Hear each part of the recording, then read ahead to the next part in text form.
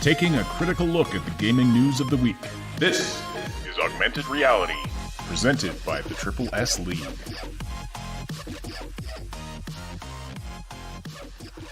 What's up, everybody? Hope you're all doing well on this fine Wednesday. This is the Augmented Reality Podcast, your source for news, leaks, and insights about games and the gaming industry. For October 21st, 2020, the Wednesday edition of the show, my name is Ash. Here, as always, with Cybsidian and Moontag. Welcome. Glad to have you both on the show today. Quite a bit to talk about. Hopefully we can cover it all in an hour. Great to see everybody who's already active in the live chat. Of course, if you are listening live, please do say hello in the live chat. Send us your questions and comments there as well. We'll read and respond to as many as we can throughout the podcast. And don't forget to slam that like button. It likes it rough. And it tells us in YouTube that you appreciate this content. Lots to talk about today. We've got some interesting info about some of the tech behind Cyberpunk 2077. Some of the actual engine tech for some pretty next-gen stuff that they're bringing to the table. This is info that is slowly starting to make the rounds, and so yeah, we're going to share with you what we know. Also, Blizzard keeps hemorrhaging employees who are starting more new studios. Skyrim has some confirmation on something that we told you about months and months, maybe even years ago, about the animation system in Bethesda's engine. Did you say Skyrim news? Sorry, Starfield. I think I did say Skyrim. Yeah, I was like, what's this Skyrim news? What the? No, Starfield news. Yeah, Starfield news. Yes. Big news. Skyrim big 2077. That's the new game. Yeah, no. Apparently. So we're going to talk about Starfield, and I mean it does relate to Skyrim because of it's the same engine, but going to be a massive upgrade, and this is going to be kind of a common theme today. How engines, even if it's the same engine, you can have huge parts of it removed and completely redone, and that basically changes it into practically a new thing. Anyway, other news, we'll get to some follow-ups on previous stories, stuff like that, etc., etc. Cybe and Moontag, hope you're both having a great day today. Let's just jump right into the news. All right, so a couple of smaller stories I want to knock off right off the bat. We have an update on Vampire the Masquerade Bloodlines 2. They have lost another narrative designer. So we reported not long ago that they actually this wasn't even the first staff that they've lost that we've reported on, but a couple of months ago they lost narrative designer Brian Mitsoda, who was the writer and designer of the original Bloodlines, and then creative director Kai Clooney. And now they have lost narrative designer Kara Ellison. She's no longer with developer Hardsuit Labs. She's moved on to League of Geeks, the developer behind fantasy strategy title Armello. So, thoughts on this? Sounds like production's going very well over there. Mm-hmm. I mean, this is where I have to say again, I'm sorry because this is bad news for this particular company. I was hoping that it was kind of like a one-off before, but they are either bleeding people and they're just basically people are just checking out as their job roles comes to a as their need on the project comes to an end. This is probably the best scenario that we possibly hope for. Like the very best case scenario is that they're basically done. They're moving on. They're the project is coming to a close. But I just keep getting this feeling that things are not that good there, and they're getting worse and worse and worse and worse and worse. And originally I was like, oh yeah, no, things will be totally okay, totally fine. Everything is going to be okay. I think we're at the point where we can say that everything's not going to be okay, and I'm hoping beyond hope that we will get a good game. I don't at this point. I'm kind of starting to feel like we're not going to get a great game, and that hoping for an okay game is probably going to be our best bet. Yikes! Yeah. Yikes. All right. Yeah. No, I'm with you there. This studio, hearing about them losing so many narrative people at this stage in the game. Now, it is a later stage of development. So, is it possible that most of the narrative work has been done, and these narrative folks might be moving on for other reasons? I don't know. Maybe they don't like working at the studio or something, but maybe this doesn't speak to the quality of the game. I don't know. Is there anything there you think, or is this just a bad sign overall? It's for the most part, it's a really, really bad sign.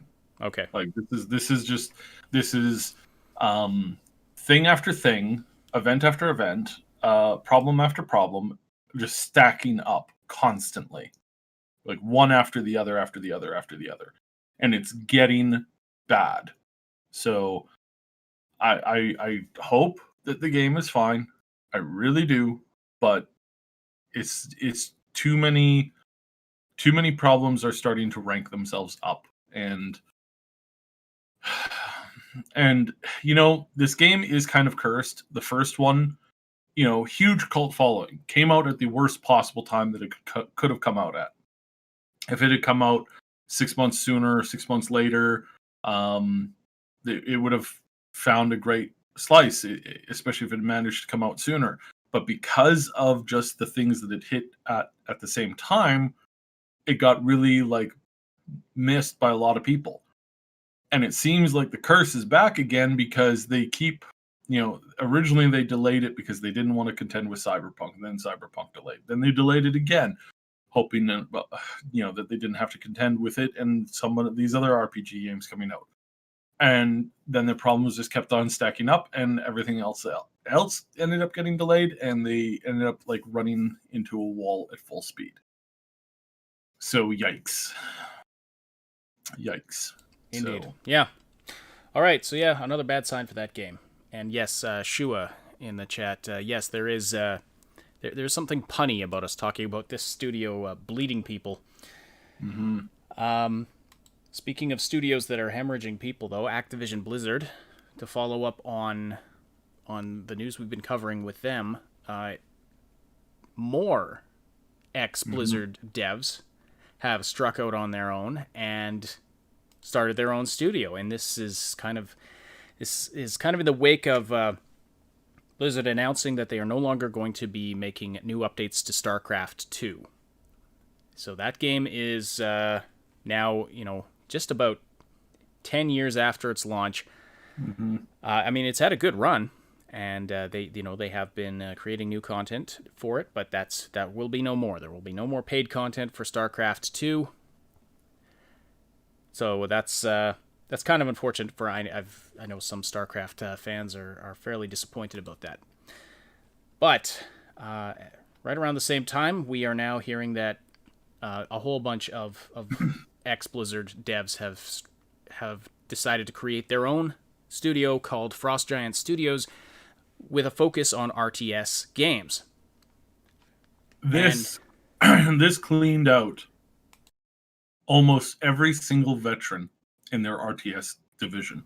It's insane when you look at their staff list. You got Tim Morton, former production director of StarCraft 2 and Command and Conquer Generals 2.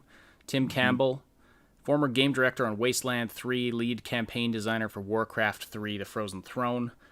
You got Kara LaForge, who is on the more business side of things, but she's also, she was a senior program manager at Blizzard. Actually, literally everybody on their list here, on their website of their team, everybody used to work for Blizzard.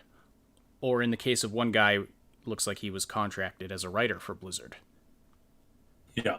You've got the former server engineer for StarCraft 2, former gameplay engineer on StarCraft 2 and Warcraft 3 Reforged, former lead co-op designer for StarCraft 2. So so many StarCraft 2 people. Like I said, they lost nearly their entire RTS department.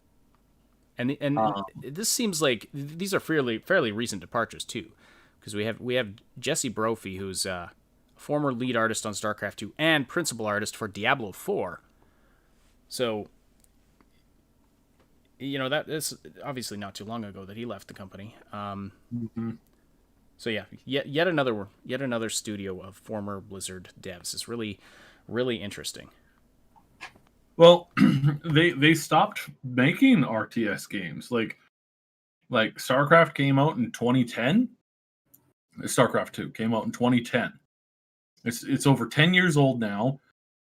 They stopped producing content for it. They announced that they stopped producing content for it. Their reforged version was just garbage. Like just Reforged was nobody's like that. Yeah, it's not good. And then just their Heroes of the Storm crashed and burned, and that was a dumpster fire of epic proportion. It's the first. It's not the first. It's the first in a long while.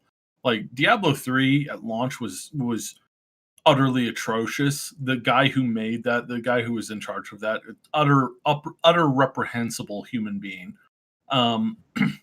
We talked about it. He basically looked at the guy who made 1 and 2, and he gave some light-ish criticism, very light-ish criticism, and the guy publicly just went into him and was like, yeah, this guy doesn't know what he's doing, liberal use of swears and stuff like that. It's just an absolute just really gross and disgusting. And yet for some reason, failing upwards, as you do in Blizzard now, they have all these people that have been veterans for a long time. They're ready to take control. They're ready to do something, and they're like, "Hey, we're gonna promote little Joey Bag of Donuts over there." Wait a second, Joey Bag of Donuts basically destroyed our company, destroyed this last project, and he destroyed the last company that it was at. Yep. Well, he's now in charge. All questions go to him, and you're just like, what? Who came up with this idea? Oh, well, we did because we wanted to. And it's like, okay, all right, I guess we're doing this. I guess this is what we're doing now. So joy. So yeah. This is another sign that Activision is taking over hard, and that more and more people are jumping ship. I think we're going to get some good out of the company for probably the next 2-3 years, and then it's just going to be this utter just this rock, just this failure just down to the ground, epic proportion, nosedive straight into the ground, top speed as fast as they possibly can go. And at the current course and heading, I suspect they might go bankrupt within the next 10 years. That's what I'm thinking, at least. Unless they can pull this around. Current trajectory says that they run out of the high-end content. They burn out the rest of their veterans. Nobody else is able to step up to the plate. And at some point, the microtransactions from all of their Activision other products ends up getting a serious look at by multiple government agencies and decide, yeah, this is gambling towards children. And they crash and burn hard. They lose 80% of their stock value in a single week. People just start jumping ship like crazy. Things start falling apart. They start getting DDoS, they start getting hacked. They start getting DDoS is not a thing anymore, and they just crash and burn in a most spectacular, epic fashion.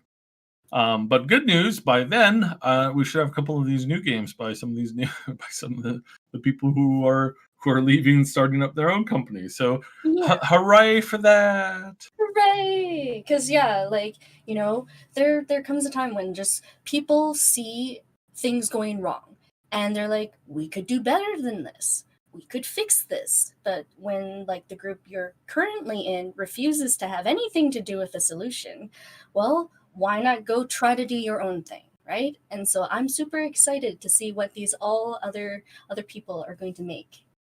Mm-hmm. Yeah, well, and all power to them. Here's hoping that they see some degree of success, some degree of going back to what made the games that they were involved with at Blizzard pretty great. And yeah, that I think that focus on RTS is with Blizzard really kind of turning away from that genre. I think that could definitely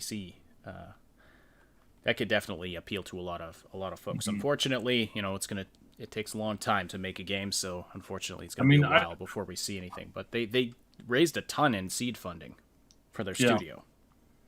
And I really, really want them to turn this around. I am not happy or excited to see any company fail. WoW has an important place to me and is an important game in my gaming experience. I just came back to the game actually, just tail end of BFA. Decided, you know what, I'm going to hop in. I'm going to start doing some stuff. Been meeting and talking with a bunch of people of both company and content creators. And I am interested in making a decent comeback and to give Shadowlands an honest try. I am on the beta server. I've been there for a while. I've streamed some of it, and we're going to be playing a little bit of it this weekend. The Scourge event just started up here, so we've got some, which means that we're actually probably looking at like the game is going to drop within the next like 3 to 4 weeks. For Shadowlands. I'm honestly looking forward to the experience of what Shadowlands is offering, because they're promising to bring back a bunch of characters. They're promising to, really up their storytelling. I did not like the storytelling in BFA. I thought it was hot garbage. Really was angry at a lot of the decisions that they made, which was at least good in the sense that it got me involved again. It got me caring. I'm like, they burned down Teldrassil. What the heck? You what? And then I proceeded to like camp hordes for days on end, just in massive numbers. Went to Ogre and killed like 150 hordes before they brought me down. It was so funny. And it's just like and I've gotten really good at PvP again, like pretty darn decent. And yet for some reason, it's like I feel this like bad news omen coming, and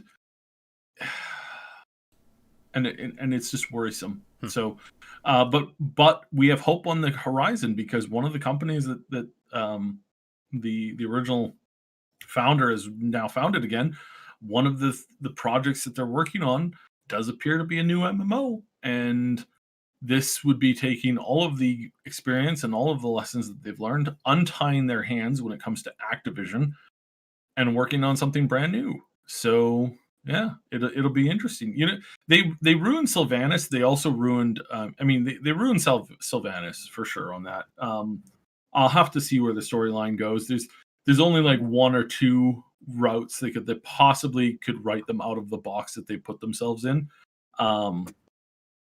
So we need to see how that goes. We need to really like take a look at I'm excited to see and take a look at where they take that story. But unless they go like one or 2 routes out of like the infinite number that they could go, I really think that it's going to feel bad. It's going to upset a lot of people on both sides, and that's not good. That is not good at all. But they also ruined Jaina. Like, they ruined Jaina ages ago. Here's a girl who refused to take part in the calling of Strathlum because it was just too dirty and too nasty, and she believed that there had to be a better way, but she couldn't convince Arthas to change his mind, and she had to sit there and just walk away from him. Not sit there and walk away from him. It's hard to sit there and walk away at the same time. She had to walk away from him, and everything that she had hoped for that. And then she had this great thing in Wrath, and she really came into her own. And then they're like, hey, let's make a bad person out of her in the next expansion. And it's like, yeah, sure, they pushed her to the brink, but the story writing was atrocious. They shoehorned so many things in. And then they were like, oh yeah, but this was going to happen, but then this happened, and in the end, nothing changes. Like, that's what I feel that it is. Yeah, Arthas was one of the best WoW villains, and as we're discovering now, Arthas wasn't the villain. Yeah, Blissful Soul. I probably should have said spoiler alert. But but this is my speculation. This is my speculation. It's not confirmed, so it's not really a spoiler alert. In my humble opinion, they're setting it up so Arthas was not actually the villain everybody thought he was, which is really funny, because this just means that you can take one down of the list of times the Alliance has committed genocide versus the opposition. So, anyways, this is this is worrisome, but we have some kind of hope on the horizon because of a couple new companies. And maybe they needed a clean start. Maybe they needed a fresh start. Maybe they needed to rebuild things from the ground up. And for those of you who are wondering, who are saying, well, isn't that going to take like 5 to 6 years? No, I think that's going to take about 3 to 4 tops. Seriously, I'm serious. I think that we're going to see their new game and probably like advertised in the next like 2 years. And then we're probably going to get our hands on it in three and a half. And I suspect quite strongly, because they are not rebuilding engines from the ground up. They're moving into things. They're grabbing new things straight off the shelf that are basically ready to go, and they're incorporating AI into building things. And we'll see if they come up with something new. So yeah, 100%. Many good things came from a new beginning, and I think we have a new beginning here that is worthy of note, and it's quite possibly going to be lifted up on the grave of Blizzard. So we'll see where that goes. Shu also says, just get one of those power round wheel chairs. Then you can sit and walk away in style. Mm-hmm. Excellent. That's a good one. All right. I don't have a slide for this next topic. Oh, 1 second. Fumbling with my buttons here. Actually, Notional asks a quick question. We'll just quickly answer this one. So now that Microsoft bought Bethesda, will we see the failing upwards people get flushed down the toilet by Microsoft? For the most part, we covered this back when they did the original buyout. There was a lot more going on in the background behind Bethesda and ZeniMax in the last 3 years that very few people were privy to. Even still, I have a hard time confirming everything, but I have enough confidence in my sources and in my ways to say that all of the people that were making terrible, terrible choices for Bethesda and forcing terrible, terrible things to take place there are no longer there. People who were actively doing horrendous things are not there anymore. Okay. So, yeah. Officially, the official statement said Xbox is not planning any personnel changes, but who knows what could actually be going on behind the scenes, like Cybe said. Mm-hmm. All right. Speaking of Xbox, though, more rumors are starting to arise about a possible integration between Steam and Xbox. Phil Spencer and Gabe Newell have apparently been having quite a few meetings lately, and even Jeff Keighley's been involved. They apparently appeared together on one of Jeff Keighley's Zoom meetings that he's doing leading up to the Game Awards. Mm-hmm. Now, nothing official's come out about this, but Cybe, you were saying months ago, if not years ago, we might be seeing Steam on Xbox. It was well over a year and a half ago, and this is why y'all know you're not wasting your time here. If you want to be ahead of the news cycle, stay right here. I said this a while ago.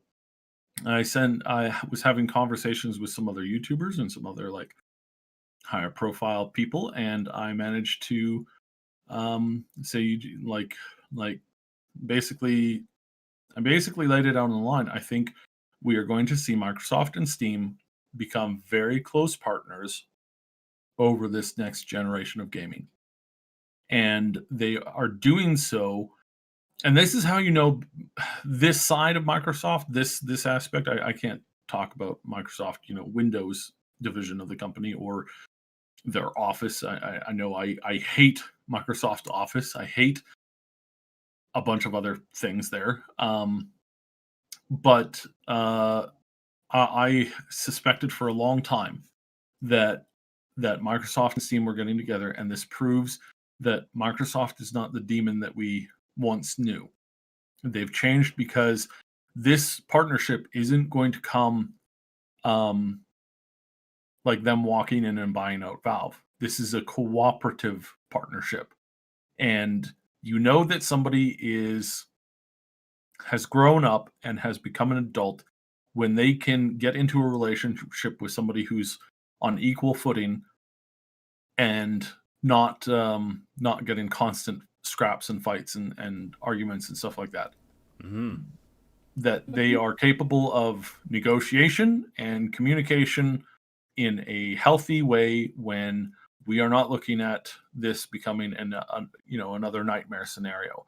Because we've seen the evidence. We've seen them say that, look, we're looking at doing things better and making things better and making art and focusing on that and helping people to come to that, come to us because of what we have to offer, not because we're trying to corner the market. Now, could they screw up again in the future? Yeah, probably. They most definitely could. They most definitely could. But from what we're seeing now, we're seeing a bunch of better things. And I agree. There is some concern about, Microsoft and what this could mean. And is it a shrewd thing? I think that because a lot of people almost lost everything and Microsoft almost completely walked out on the whole gaming thing. I think they basically have learned their lesson, and I want to encourage that positivity. I really want to encourage that positivity in saying, look, yes, you guys, please do what's right here. Don't make a mess, please. Don't. What's that saying that Mad Queen says? Don't poo poo into bed. So yeah, please don't do that. So I think we have some potential here. So fingers crossed. Right. And also, thank you, Max Starrett, for the super chat. Is Phil Spencer a genius? Steam/Microsoft versus Sony? Yeah. Quite possibly. Yeah. I think it's a brilliant move. I called it out a while ago. Said that this is probably a really important path for them to take, and I hope that they would do it. And I am happy that they're coming out swinging. Basically, this seems like it would be an incredible value add. Yeah, it's an incredible value add. And again, I don't think they're buying out Valve. I don't think I've heard some people saying, "Oh, they're going to buy out Valve next." I don't think they have. I don't even think Microsoft has the money to buy out Valve. Valve is just too big. I really think that as far as the game, like sure, Valve is $1 billion company and Microsoft is $1 trillion company, but I don't think that they have that much power to buy that out. There's only so many $1 billion companies you can buy in a year. I mean, come on. But Gabe is a genius, and he's looking at things like the new tech. He's looking at new AI. He's looking at, he's looking at full dive technology. He follows, Elon and a bunch of other high-end creative people very closely. He's constantly connecting with them. So as long as Gabe is still alive and in control, I don't think we're looking at a buyout. I think we're looking at a cooperative thing, and I like that. I don't want there to be a single company running everything. I doubt that I doubt that Valve would sell to Microsoft, even if even if Microsoft wanted to. In any case. No, I don't think so. Also, Max, let us know if you want to hop in on the Saturday podcast. That would be nice. Mm-hmm. Yeah, we definitely got a spot for you, and we got some stuff to talk about. So yeah, so if you want to hop in on the Saturday podcast, let us know.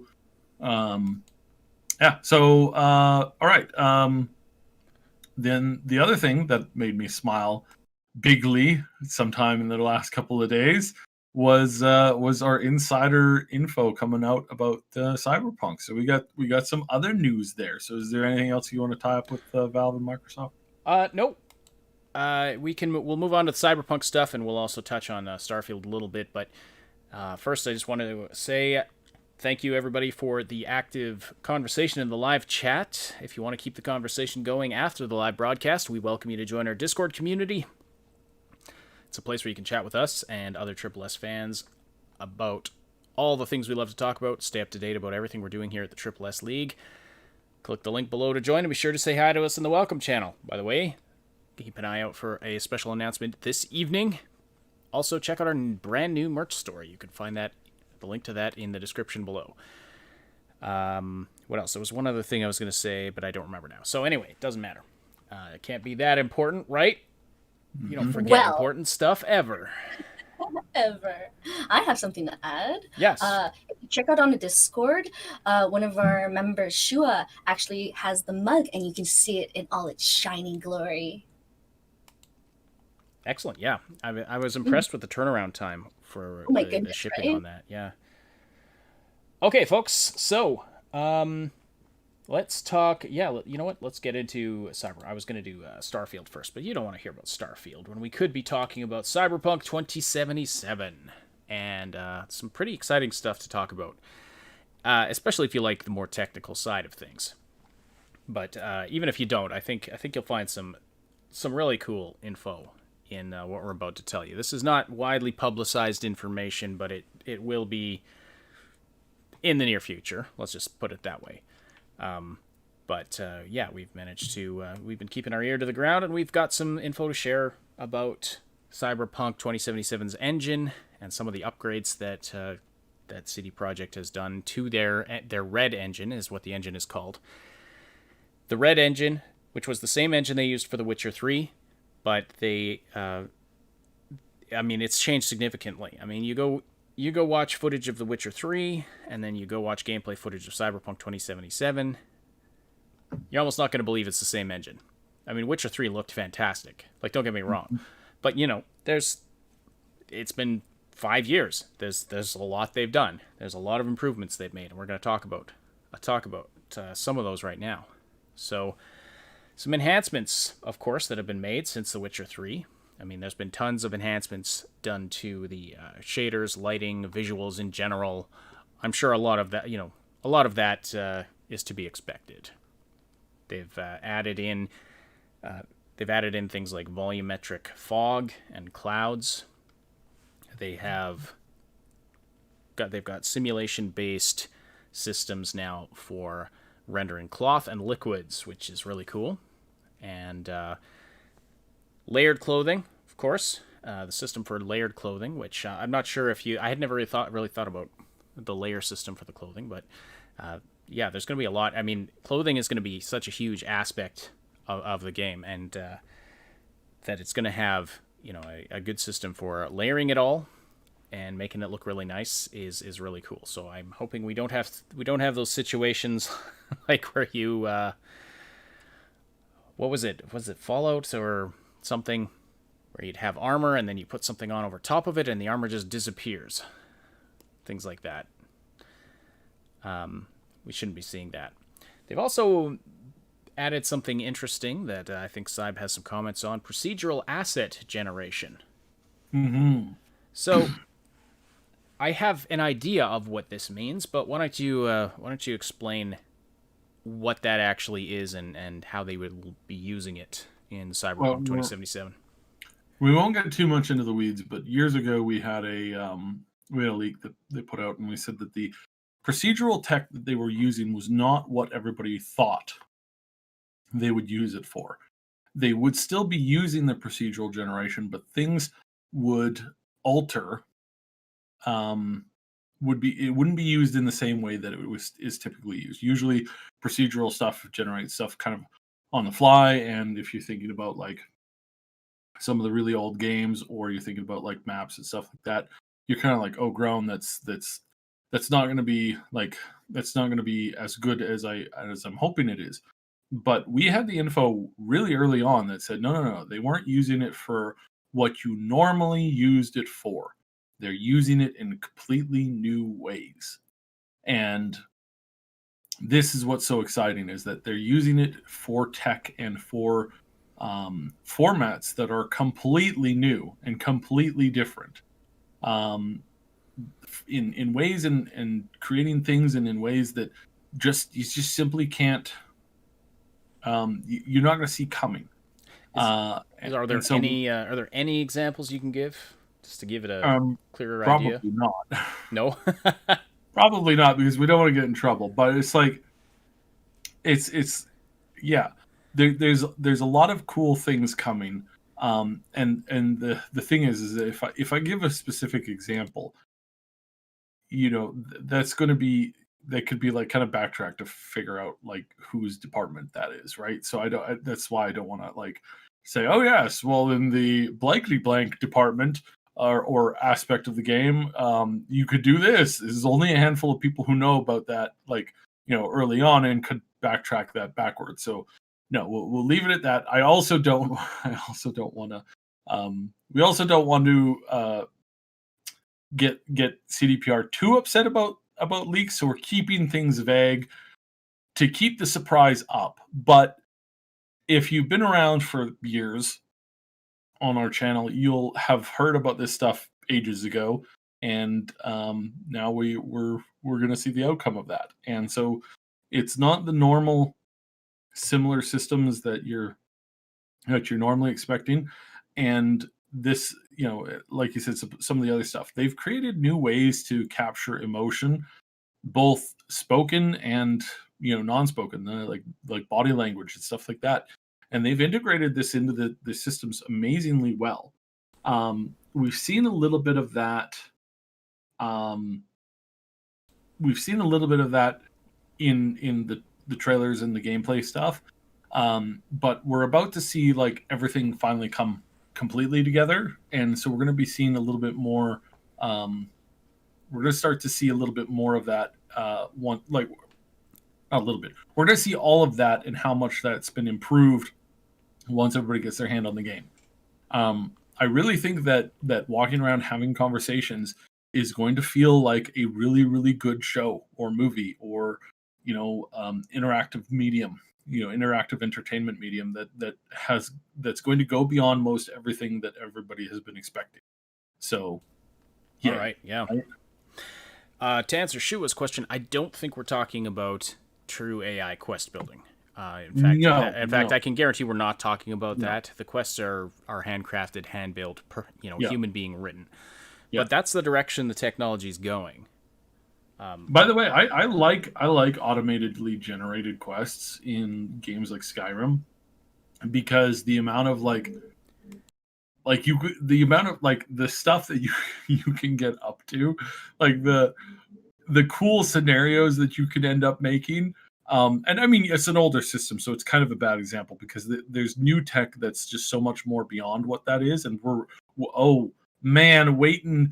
I cannot wait to start teasing you guys on Elder Scrolls 6. I really cannot wait to start teasing you on that. The amount of cool stuff that is coming in Elder Scrolls 6. They haven't started full-on work on the game yet, but and I know some people are still really sore at Bethesda, but trust me, the amount of stuff we're going to see from this is completely game-changing. Yeah. But no, in an open world kind of like Skyrim, that's not as focused on the narrative. I like that craziness that can come from those like generated quests, and I like the randomness of it. I do not want that to be in Cyberpunk, and I don't want there to be like automatically generated quests. I want the quests to be handcrafted. It's the same thing for D&D. I think encounters in D&D are at their best when a game master has created an experience that is geared for his players, his or her players, or their players, whatever. For when the dungeon master is creating a world and creating a counter that is tailored to the people that you're bringing to the event. I think that is always best, and that is what we are getting here in Cyberpunk. We're not getting quests that are designed to just fill your time running from point A to point B. We are getting quests that each of them are crafted in a narrative, and each of them are meant to make us have more depth than, oh, well, I'll just run into the building and solve everything with my shotgun. It's like, sure, you can play it like that if you really want to, but there are other ways to handle it, and that will be interesting.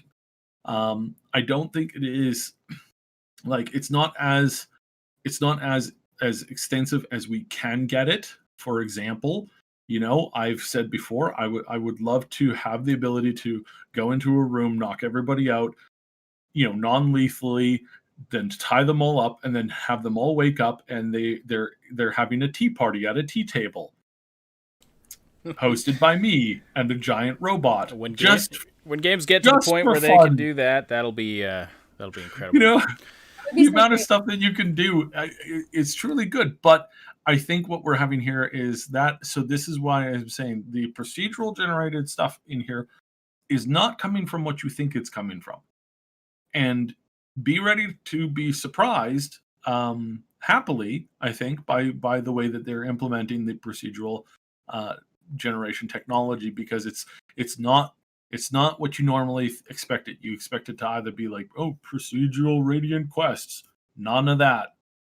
Procedural environment, none of that either. Procedural encounters, also no. So, well, not what you're thinking. If you're thinking like Mass Effect Andromeda, no, not that. That's terrible. Oh Lord, that was terrible. But no, we will see how it kind of goes. So, yeah. So just I hate to tease too much, but if we say too much, we piss off CDPR. And there's that word again. So. Chat is having fun with your use of the word tease. Yeah. But yes, Cybe is planning to tease you guys. He's been choreographing his fan dance and everything for weeks now. Moontag's helping, from what I hear. Oh wait, I wasn't supposed to say that. All right. So yeah, some cool stuff as far as procedural generation, but some even better stuff to talk about. Even better than that, if you could believe it. And this was already mentioned in the chat a couple of times here, but the implementation of JALI. What the heck is JALI? Well, it's spelled JALI, and it is a project that has that's been in development for a few years, and it's going to be getting a real field test in Cyberpunk 2077. And what it is an AI-powered facial animation and lip sync software. So it is essentially it's a lip syncing system, but it does more than just sort of matching the mouth to the sound of the letter. Right? Those systems exist. Those systems have existed for a long time. This has gone for an additional step of realism, powered by AI, and it goes beyond just verbal communication to the subtle subconscious movements that we make when we're talking, and things that convey emotions, facial expressions, and even like neck movements, that kind of thing. That's all part of what JALI brings to the table. So yeah, there's a website, you can look it up if you want more info about it. Just Google JALI, JALI, or JALI Cyberpunk or something like that, and you can find more information and see. You can actually see when you go right on the front page of their website. They have one of those background videos running that shows you the power of this technology, and it works for both more realistic type characters as well as more cartoony type characters. Lots of really cool stuff. But if you were watching, say the conversation that you have with Judy Alvarez that we saw in Night City Wire #1, where she just has these subtle movements, these subtle, they almost seem random, but she's kind of reacting emotionally to what the player character is saying. So this really explains that now. This really explains where that comes from. So the AI behind this, it controls all kinds of things. Like I said, just the subtle neck movements and eye movements and eyebrow movements, things like that, as well as an incredible lip syncing system. So this is saving CDPR a lot in terms of having to motion capture all the lip syncing, which would have been a monumental task for this game. Mm-hmm. Not to mention with the lockdown world situation right now, that would have been incredibly difficult.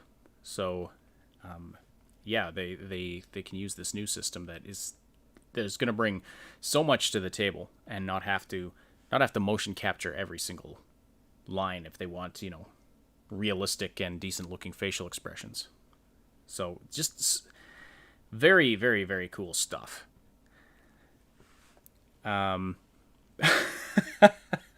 Notional, I really want to read that comment, but I'm gonna leave it. But I'll just say, Oh my god, it was great. I'm just I'm going to let that one lie, but that's very funny. Oh, you meant hit on. Okay, I can read it now. Notional in the chat says, "Yeah, I can't wait to see the subtle face grimaces of disgust as I hit on Judy." Love it. I did the word hit got autocorrected to get, and so that just changed the meaning of that comment quite significantly. It's still funny. It's very funny. But yeah, I've been talking for years about just the added realism of the characters in this game, and when I saw that interaction with Judy the first time, I was like, holy crap, the insane detail in every subtle little movement. How were they doing this? And having time to eat and take a crap. But now we know they've got some AI power behind that.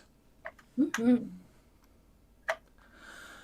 All right, and then we also have a little more information on the ray tracing in the game. Now, we've known ray tracing would be implemented in Cyberpunk 2077 for quite a while, but we know a little bit more, and it turns out the lighting system in their engine is a little more modular. It's not just kind of ray tracing or some other kind of lighting. In reality, it looks like pre-baked lighting systems are basically not going to be... The game's really not going to be using pre-baked lighting systems, at least not in external environments. They have a very dynamic system. They've got a full day-night cycle. There's lights everywhere, and there's moving lights, and just given the length and breadth and height of the world, it just would be not realistic. So, basically, all of the light is dynamic, but not all of it is ray traced. They have, if RTX support is not present, or ray tracing support is not present, it's going to be another form of bounce lighting that is going to look pretty good. But then if the ray tracing support is present, it's going to swap out some of the functions that the base lighting system does with ray trace lighting. That's just going to add that extra sharpness, that extra accuracy, that extra over the top, realism that you can get with ray trace lighting. But it's sounding like even without RTX, the base lighting in this game is going to be pretty good, is what it's sounding like. So that's pretty exciting. And so even for those of you who are running on older hardware or just don't have the ray traced functionality, that is, that's good news. Plus, just all the optimizations that have gone into the engine, all the ways they've worked really hard to make it run on older hardware, to run well. I think that's really exciting. It's a great quality of life thing for gamers who have the older hardware. Yeah, no complaints. And we've been talking about the optimization of it for years. And I've said from the beginning, their approach of optimizing as they go is going to pay off. Because a lot of games, they make the game, and then one of the last things they do is optimize, try to make it run more efficiently. As they've been upgrading their engine while building the game, they've been optimizing as they go, so they're not having to dig through literally millions of lines of code now, and say, where can we make this run 2% faster or whatever. So there you go. Should run really well on whatever hardware you have. All right, that's about all I have to say about that. Any thoughts from the two of you? No, not really. Like, I mean, yeah, no, not really. Nothing spectacular to add. Do want to get at one question though. Sure, yeah. We have a question from the chat. We'll just get to that in a quick sec. I just want to wrap up this Starfield topic that we have as well. On the topic of engine upgrades and what Cybe was saying about Elder Scrolls 6, we have confirmed something that Cybe told us a long time ago, that the animation system for Starfield and presumably also for the Elder Scrolls 6 has been completely rewritten, at least according to a bio on LinkedIn from a senior programmer at Bethesda Game Studios. And so this individual has posted on their profile on LinkedIn that they rewrote the animation system for Starfield from scratch. And this isn't a nobody. This is a senior programmer at Bethesda Game Studios who's been working there for almost 7 years now. So he goes into a little more detail about it in his About section. He says, for Bethesda Game Studios, I've been busy replacing Havoc behavior with a custom animation system for Starfield and all future Bethesda Game Studios console games. It features graph-based editing, live monitoring, in-game animation rewind tools, predictive foot IK with bone scaling and retargeting, high-quality compression, and a very high level of performance. If you don't know what some of that means, that's okay. Basic TLDR, it's going to be way, way, way, way, way, way better than what they had before. Yeah, what they had before was utter garbage. To put it, this is not hard to improve on it, but it's sounding like. So this is again.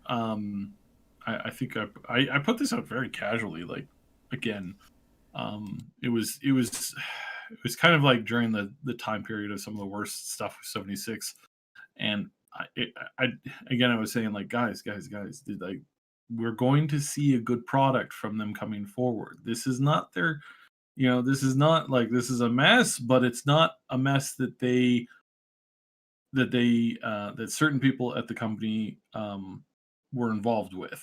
Some of them had no hands involved in it whatsoever, and the other ones who did were told, do it or else. You do what we will tell you to do or else. And again, I know some people are so angry with them, and justifiably so, but your anger is misplaced when you're looking at certain things, like, for example, the engine, or when you're looking at, like, certain leadership. They were told, do it or you're fired. And they had to pick and choose, like, do we play the long game or do we play the short game? The short game would have been like, I refuse and I quit. And then go out and say a bunch of things, probably have to deal with a lawsuit, definitely lose your income, get blacklisted from a ton of companies, et cetera, et cetera, et cetera, et cetera. Or play the long game and be like, all right. It's like a Star Trek movie. All Star Trek movies are basically the same thing. It's some dude getting left on a planet, and the ship, flying away from the planet. And it's like, the dude on the planet, no technology, nothing. He's just on the planet. He's got nothing but what he's wearing. And he sits down on a rock and he goes, well, you guys should have killed me. You screwed up. And then, of course, you get the rest of the movie. That's pretty much the synopsis for pretty much every Star Trek movie there is. It's like, Except well, that one where they had to get the whales. you guys screwed up big time. I am, you think this is going to slow me down? Oh, Lordy, you got another thing coming. So that's kind of like, that's kind of what we're expecting to see here. So, okay. Yeah, so they played the long game, and again, I know some people are like, I wouldn't have played the long game. I know you wouldn't have played the long game. A lot of other people wouldn't play the long game, but I think in the end, we'll be happy that they played the long game because it's already bearing fruit. They got bought out by Microsoft. At least they didn't get bought out by EA. Like, jeez. That was a possibility, as we talked about previously. Yeah, that was a possibility. Ugh. All right. We only have a couple minutes left here. Let's answer this question from the live chat. Question from Amy Patil. Sony has a vision for how next-gen games should be. Microsoft has a vision for how next-gen games should be. Or gaming should be. Gaming. Dude, that's the big difference. What's our opinion? Go Cybe. So, yeah, Sony has an idea of what they think gaming should be. And right now, they want gaming to be a certain way. They don't want you to make... something that's too spicy. They want you to stick to a very, very, very controlled list of exactly what they want, and they're quite intent on that. They're not really looking at pushing certain boundaries. Yes, graphically they'll probably be ahead because they emphasize that, but gameplay wise, I think we're going to start to see a difference. It's probably going to take a little bit. This is not a day one. Sorry, excuse me. It's not a day one winner. I really don't think we're going to see that. I think we're going to see we're going to see more like newer, fresher titles on the PlayStation on release, but then gradually as we get into it, you're going to find that there's going to be way more selection, way more options, and way more of just you being able to do what you want on the Xbox. And then we're going to start to see some of these more partnerships and some of these new games, and we're going to start to see a whole bunch of other stuff. And we're also going to see at the same time, we're going to see, I seriously suspect that we're going to see an increase in modding on the Xbox and in Microsoft games. I think they're going to start to open up to that a little bit more because they're starting to see that, yeah, this is actually probably if it builds retention, then why not, And so I think they're going to move towards that, and yeah, we'll see where this goes in the further down the road, but we're going to expect good things. All right. One final Cyberpunk related question from Lycran here. Are giraffes in Cyberpunk 2077? I think that's called the Mr. Stud. I don't know. This is my thoughts. All right, everybody. That's how you know the podcast is over. And we will bid you farewell for now. But thank you so much, everybody, for joining us today. Thank you for the great conversation in the live chat. Don't forget to slam that like button before you leave. If you haven't done that already, we'd really appreciate that. Also, subscribe. Stay tuned for a special announcement on the Discord, like I said, and a special video tomorrow morning. It's one that some of you have been anticipating, so yeah, excited to share that with you finally. Special thank you to our Patreon supporters and channel members who help to make this content possible. Our big damn heroes on Patreon: Robin, Shua82, Timebean, Schoolabin, Lady Reaver, Dracoden, and Niv. Thank you so much for supporting us on that at that level. And our channel members here on YouTube: Jer Schultz, Game Notes, Night City Punk, Terra K, Somnolence. You've really helped through the downturn and through through the various monetization problems that YouTube has had. You folks have really helped us out, so we really, really appreciate all of that. The Augmented Reality Podcast is a presentation of the Triple S League. Check out our YouTube channel for game guides, reviews, comedy, news updates, and tons more quality gaming content. My name is Ash. On behalf of Cybsidian and Moontag, thank you all so much for listening. We'll talk to you again very soon.